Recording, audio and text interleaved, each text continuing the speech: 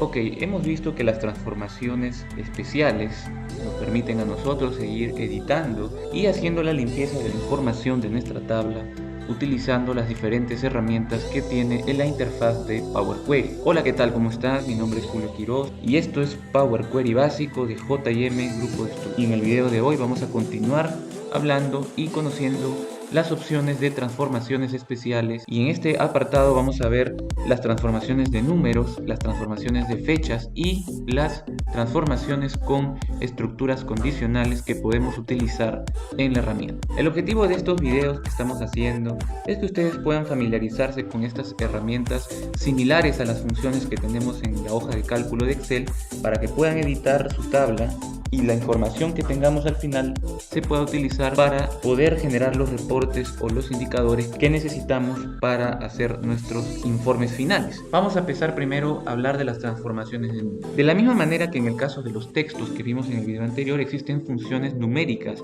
que también podemos aplicar en Power Query. Las opciones las podemos encontrar tanto en la ficha transformar. Si yo hago clic en transformar, voy a poder encontrar en este caso una columna de número, que es esta opción que aparece aquí, con 6 botones. Y de la misma manera, si vamos al botón de agregar columna, vamos a encontrar ahí también las opciones de números que aparecen aquí. Obviamente las opciones van a aparecer habilitadas en función de la columna que estemos señalando. En este caso, por ejemplo, si podemos señalar ya las columnas numéricas, vamos a poder tener habilitadas las opciones que nosotros requiramos para poder trabajar correctamente. Recuerda que la principal diferencia entre las opciones que aparecen aquí y las opciones de agregar columna que aparecen acá es que en esta segunda opción los cambios que podamos incluir, es decir, cualquiera de las opciones que seleccionemos para la columna con la que estamos trabajando, van a verse en una columna nueva. Por lo general esas columnas se van a agregar al final de la tabla, es decir, a la parte derecha. Y bien, vamos a recorrer entonces, vamos a trabajar con la ficha transformar, donde están todas las opciones. Y si ustedes quieren trabajar con opciones estadísticas, cálculos estadísticos, simplemente hacen clic y van a encontrar la cantidad de opciones que nosotros vamos a poder utilizar para poder dar algún resultado. Por ejemplo, la suma, por ejemplo, el mínimo, el máximo, la mediana, el promedio, el desvés, el recuento de valores y el conteo distintivo. Si quisiéramos trabajar con algunas opciones estándares, tenemos multiplicar, tenemos agregar, tenemos restar, dividir, división de entero, módulo, porcentajes. También tenemos opciones de científica, por ejemplo, el valor absoluto, cálculo de potencias, que pueden ser cuadrados cubos, raíces cuadradas, exponentes, logaritmos. A nivel trigonométrico podemos trabajar con el seno, el coseno, la tangente, arcoseno, arcocoseno y arcotangente. Y si quisiéramos trabajar con redondeos, vamos a tener en esta ficha de redondeo, redondeo al alza, a la baja, redondear, y en información vamos a tener las opciones de par, impar o sí. Recuerden que estas opciones también están disponibles en la ficha columna. Cuando hacemos clic en las opciones van a encontrar la misma cantidad de alternativas en los desplegables. Pero vamos a trabajar con transformar. Imaginemos que quisiéramos agarrar el precio unitario, que ya lo tenemos aquí, y quisiéramos calcular la suma. Entonces, en este caso simplemente nos iríamos de estadísticas y hacemos clic en suma. Quiero que vean que en este caso desaparece la tabla, como que estamos utilizando la suma de todos los registros que aparecen en la columna. Nos va a aparecer el resultado en la parte superior izquierda, ¿no? Que lo que vendría a ser la vista de la tabla, en el cual me indica que es 1154, ¿no? Entonces esto es, por ejemplo, la manera como puedo obtener la suma. Si yo borrara el paso y ahora yo les dijera, por ejemplo, que quisiera calcular el monto máximo o el monto mínimo, vuelvo a seleccionar la columna, me voy a transformar y en estadísticas vamos a agarrar mínimo, por ejemplo, sacamos el mínimo, quiere decir que mi valor mínimo es 19, borramos el paso, podemos calcular el máximo, vuelvo a hacer clic, le damos máximo y aparece 982. Quizás muchos se han preguntado en este paso, ¿por qué cuando vamos a agregar columnas no me aparece habilitado las estadísticas? Lo que sucede es que, como te habrás dado cuenta, es que estos resultados aparecen no en una columna, sino es un registro que se imprime de manera interna y nosotros la vamos a poder visualizar como lo hemos hecho en este caso, ¿no? Mediana, por ejemplo, siempre va a ser así. Entonces, en agregar columnas no vamos a tener esta opción habilitada para este tipo de ejercicios, ¿no? Entonces podemos regresar, hemos calculado la mediana y podemos calcular el promedio también. Haciendo, por ejemplo, cantidad promedio que podemos utilizar, nos vamos a transformar estadísticas y promedio, y de esa manera lo podemos sacar. Otra de las estadísticas que también podemos utilizar es el recuento. Si ustedes, por ejemplo, van a transformar, pero vamos a seleccionar, por ejemplo, vendedores. Quiero que vean que si nosotros hacemos recuento de valores, me va a salir como respuesta 30. ¿Y por qué 30? Porque 30 es la cantidad de registros que tenemos nosotros en la tabla, pero no significa que tenemos 30 vendedores. Si yo quisiera saber cuántos vendedores distintos tengo, tendría que hacer clic en estadísticas a la opción de contar valores distintos, ya que los valores de recuento distintivo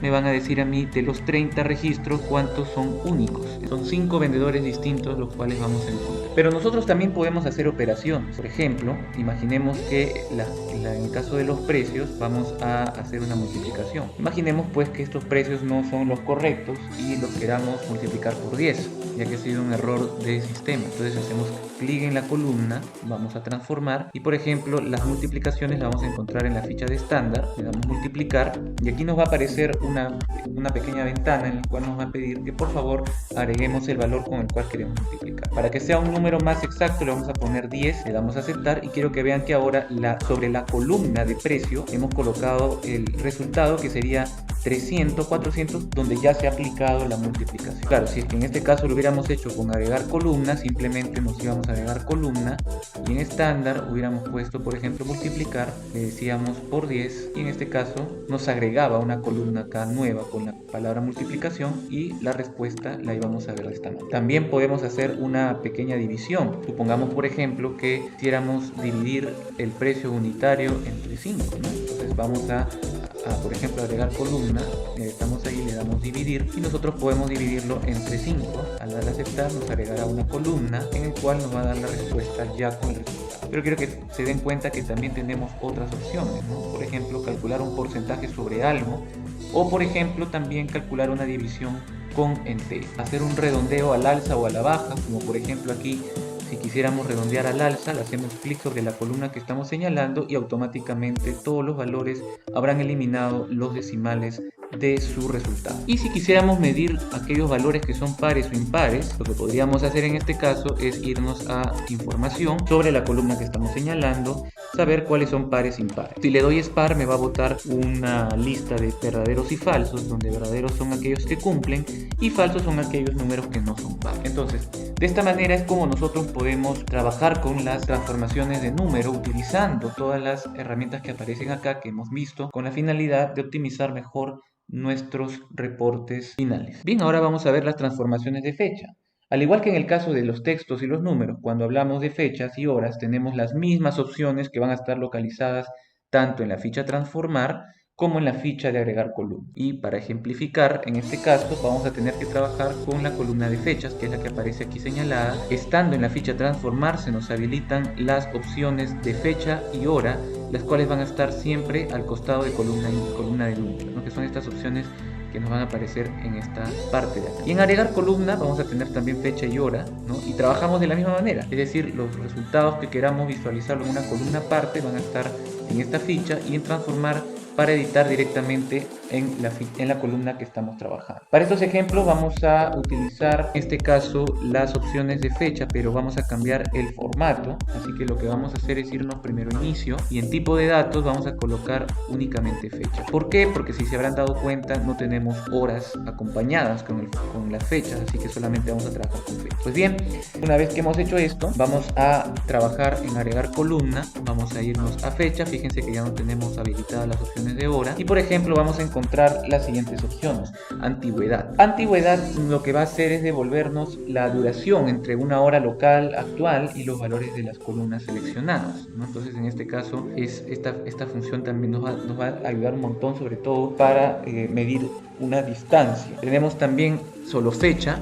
En este caso nos va a traer el componente de fecha. Si tuviéramos un formato fecha y hora, nos va solamente a botar la fecha. En año vamos a tener año, inicio de año y final de año. Si yo hago clic en año, me va a botar una columna al final con la respuesta de solamente los años. Es como una extracción. Si quisiéramos, por ejemplo, de la columna que estamos señalando nuevamente, calcular el inicio del año, hacemos clic en inicio inicio del año, y el inicio del año me va a botar en este caso la primera fecha del año correspondiente al registro. ¿Qué significa esto? Si para el primer registro el año era 2010, entonces el inicio del año sería el 1 de enero del 2010. Y la fecha del siguiente es 2020, su primera fecha del 2020 sería 1 de enero del 2020 y así sucesivamente. Pues bien, también tenemos final de año, que sería el caso inverso, ¿no? Si hacemos clic, vamos a tener 31 para todas las fechas distintas de mi registro. En el caso del mes, vamos a tener en este caso distintas opciones, como por ejemplo mes, simplemente, obviamente de la columna que estábamos trabajando, nos va a botar el mes de esta lista de acá, es decir, mes, únicamente mes, nos va a botar en número el mes. Si volvemos a seleccionar y queremos, por ejemplo, el inicio del mes, vamos a tener entonces nuevamente primero de enero, no como día, sino el primer mes, en este caso, el inicio del mes, que sería el 1 de enero, en la próxima fecha que es octubre, el 1 de octubre, ¿no? Y así sucesivamente. Luego con el trimestre vamos a poder calcular el trimestre del año, el inicio del trimestre o el final del trimestre. Por ejemplo, si yo selecciono el trimestre del año, vamos a tener valores entre 1 y 4, porque hay 4 trimestres. La primera fecha es, al ser 3 de enero, 3 de enero corresponde al primer trimestre. Luego tenemos 21 de octubre, octubre correspondería al cuarto trimestre. Luego también podemos trabajar a nivel de semana. Por ejemplo, si yo quisiera saber cuál es la semana con respecto al año de cada una de las fechas, simplemente hacemos clic y podemos ver los resultados. La primera fecha que tenemos, que es 3 de enero del 2010, corresponde a la segunda semana del año. Y la fecha que tenemos luego del 21 de octubre del 2020, por ejemplo, corresponde a la 43ª semana del año. Y en cuanto a día, también podemos hacer lo mismo. Tenemos día de la semana, día del año, comienzo del día, final del día, nombre del día. Pero en este caso, por ejemplo, si yo calculo día, simplemente me va a botar el día de la columna de fecha. Pero también podemos seleccionar esto y decir, queremos saber cuál es el día del año. Entonces el día del año, en este caso, nos va a botar con respecto al año, que el 3 de enero corresponde correctamente al tercer día del año, en este caso. Y por ejemplo, para el 21 de octubre, que es nuestro segundo registro que aparece aquí, correspondería al 295º día del año. También lo podemos llevar a nivel de lunes, martes, miércoles y todos los días de la semana, haciendo clic, por ejemplo, en este caso, a día de la semana. Día de la semana me va a botar del 0, en este caso, al 7, para saber qué día de la semana corresponde esa fecha que estamos nosotros calculando. Y así hay una serie de opciones para el caso de fecha, y en el caso de que fuese hora, también tendríamos nosotros diferentes opciones. Las estructuras condicionales que se manejan en el editor de Power Query también son similares a las que usábamos en Excel. Como ustedes recordarán, las columnas condicionales o las estructuras condicionales en este caso van a ser columnas para Power Query adicionales que se van a agregar a la información que tenemos del reporte, pero que cumple con ciertos criterios. El usuario será el encargado de definir cuáles son esos criterios de verdadero o falso, dependiendo de si cumple o no la condición. Nosotros la opción de columna condicional la vamos a encontrar siempre en la ficha agregar columna, en columna condicional, y es básicamente, en este caso, colocar el criterio y el valor sí verdadero y el valor sí falso. Entonces vamos a hacer un ejemplo. Supongamos, por ejemplo, que queremos crear una columna condicional, y en este caso vamos a seleccionar, por ejemplo, la columna de vendedores, y luego lo que vamos a hacer es irnos a agregar columna condicional. Vamos a hacer clic en columna condicional y nos va a aparecer esta ventana, donde vamos a tener que señalar los criterios. El primer paso es definir un nombre para esa columna. Vamos a ponerle, por ejemplo, condición 1. Una vez que hayamos hecho esto, ya hemos definido el nombre, nuestro segundo paso es señalar cuál de las columnas de la tabla vamos a iniciar nuestro criterio. En este caso yo voy a decir, por ejemplo, que quiero arrojar un valor siempre y cuando se cumpla que vendedor, y acá me dice sí. Por ejemplo, vendedor, acá tenemos vendedor, y tenemos que indicar un operador, que en este caso puede ser cualquiera de los que ves a continuación. Puede ser es igual a, no es igual a, comienza por, no comienza por. Pues yo le voy a poner, por ejemplo, que es igual, y tenemos que escoger un criterio. En este caso vamos a poner, ¿qué significa esto? Significa que si la columna vendedor es igual a César, entonces acá vamos a poner un criterio de salida. Vamos a suponer que si en el caso de que es César, vamos a poner la palabra descuento, que lo que le estoy diciendo aquí es que por ejemplo, si es César el vendedor, se le va a aplicar un descuento al precio, ¿no? Puede ser una opción. Y obviamente de lo contrario tendríamos que especificar otra cosa. En este caso yo le pondría, ¿no? De lo contrario, en la parte inferior vamos a poner no existe. Entonces aquí ya construí mi condición y le damos a aceptar. Y quiero que vean que en este caso me aparece la columna y obviamente cada vez que yo vea la palabra César, en este caso César, aparece 3 aquí arriba y 2 abajo en esta parte de acá. Quiero que vean que cada vez que aparezca César nos va a aparecer la palabra descuento, y cuando no exista César nos va a aparecer no existe. Ahora vamos a hacer otra columna condicional, pero ahora vamos a comparar columna con columna. Acá hemos hecho una comparación de columna con un criterio, con un registro, que en este caso es un valor, pero ahora vamos a hacer la comparación entre dos columnas. Ok, antes de nosotros hacer nuestra segunda condición, voy a hacer una pequeña variación a la columna que hemos agregado. Voy acá donde dice configuración del último paso aplicado, y lo que voy a hacer aquí es cambiarle el resultado que tenemos como descuento. Vamos a ponerle por ejemplo camisa, y vamos a ponerle por ejemplo César, y le damos a aceptar. Ahora vamos a ver lo que podemos obtener como columna condicional a continuación. Si nosotros queremos comparar dos campos, lo que vamos a hacer acá primero es ponerle el nombre, como les decía, condición 2, nombre de columna. Vamos a señalar la columna de vendedor, y ahora yo le voy a decir si el vendedor no es igual a lo que aparece. En este caso nosotros poníamos un valor, pero podemos cambiar, es decir, podemos decir que no vamos a comparar una columna con un valor, sino una columna con otra columna de mi tabla.